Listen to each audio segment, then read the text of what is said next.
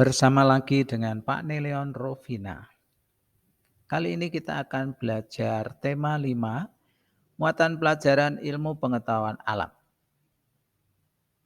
Sifat-sifat cahaya. Cahaya memiliki sifat-sifat yaitu 1. Cahaya merambat lurus. Pada percobaan di samping saat lubang sejajar, kamu dapat melihat cahaya lilin.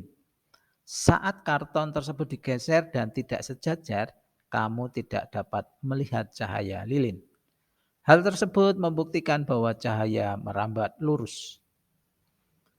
Sifat cahaya yang kedua adalah cahaya menembus benda bening.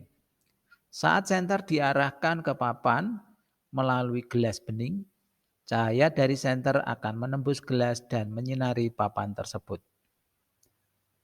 Sifat cahaya yang ketiga adalah cahaya dapat dipantulkan. Cahaya dapat memantul ketika terkena permukaan benda. Terjadi pemantulan teratur jika cahaya mengenai benda yang memiliki permukaan rata seperti cermin.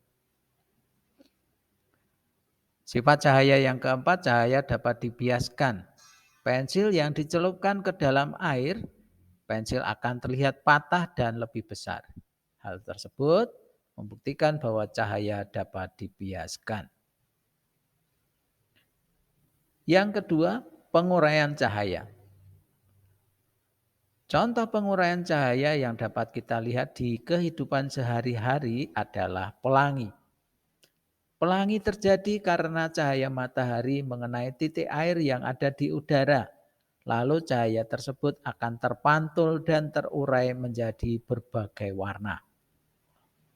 Cahaya dapat diuraikan juga menggunakan kaca prisma.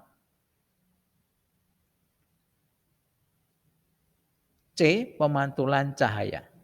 Pemantulan cahaya dibagi menjadi pemantulan cahaya teratur.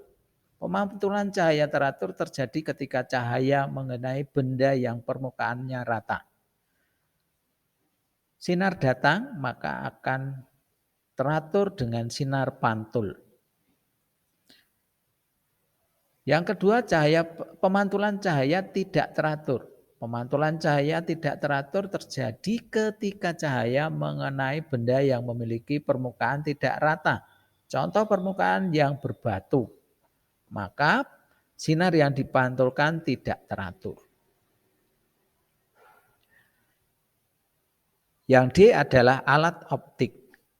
Alat optik terdiri dari 1, yaitu lup.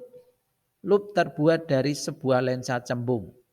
Lup dapat membantu kita melihat benda-benda berukuran kecil, misalnya tulisan di buku. Akan tetapi pembesaran yang dilakukan lup terbatas. Dalam memperbesar suatu benda, lup menerapkan salah satu sifat cahaya yaitu dibiaskan. Alat optik yang kedua adalah kacamata. Lensa kacamata terbuat dari lensa cekung ataupun cembung. Salah satu sifat lensa adalah dapat membelokkan cahaya.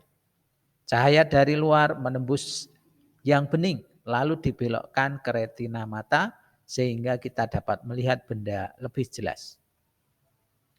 Alat optik ketiga adalah mikroskop. Mikroskop adalah alat yang digunakan untuk melihat benda-benda kecil, misalnya bakteri dan jamur.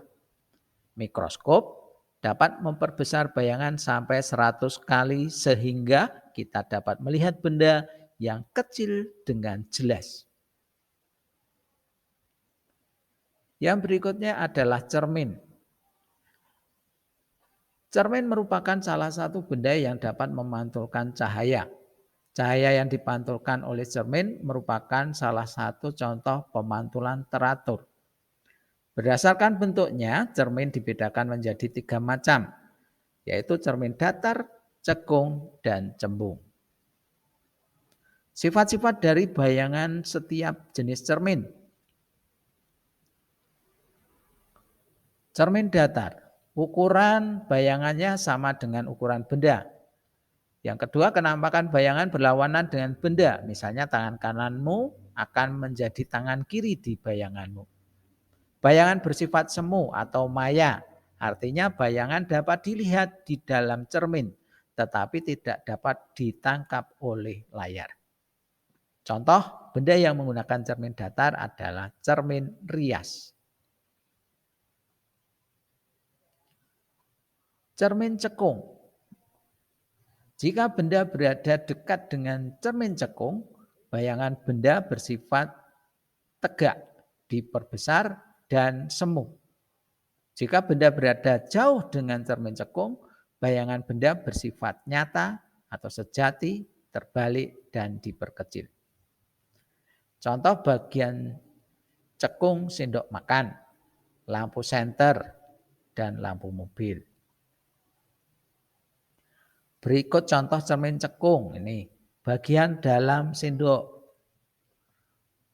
bagian lampu mobil, bagian reflektornya. Bagian reflektornya senter. Nah, ini merupakan contoh cermin cekung. Yang berikutnya cermin cembung. Sifat cermin cembung kenampakan bayangan pada cermin cembung yaitu semu, tegak, dan diperkecil dari ukuran benda yang sebenarnya. Contoh cermin cembung, bagian cembung sendok makan dan kaca spion. Inilah bagian cembung sendok makan. Kaca spion mobil atau motor. Ini menggunakan cermin cembung. Berikutnya sifat-sifat cahaya pada periskop. Cara kerja periskop. Cahaya yang masuk dari bagian ujung periskop akan dipantulkan oleh cermin. Pantulan cahaya tersebut kemudian merambat lurus menuju cermin kedua. Saat mengenai cermin kedua, cahaya kembali dipantulkan. Pantulan cahaya dari cermin kedua akan mengarah ke mata, sehingga kita dapat melihat keadaan di atas periskop. Berikut cara kerja dan skemanya periskop.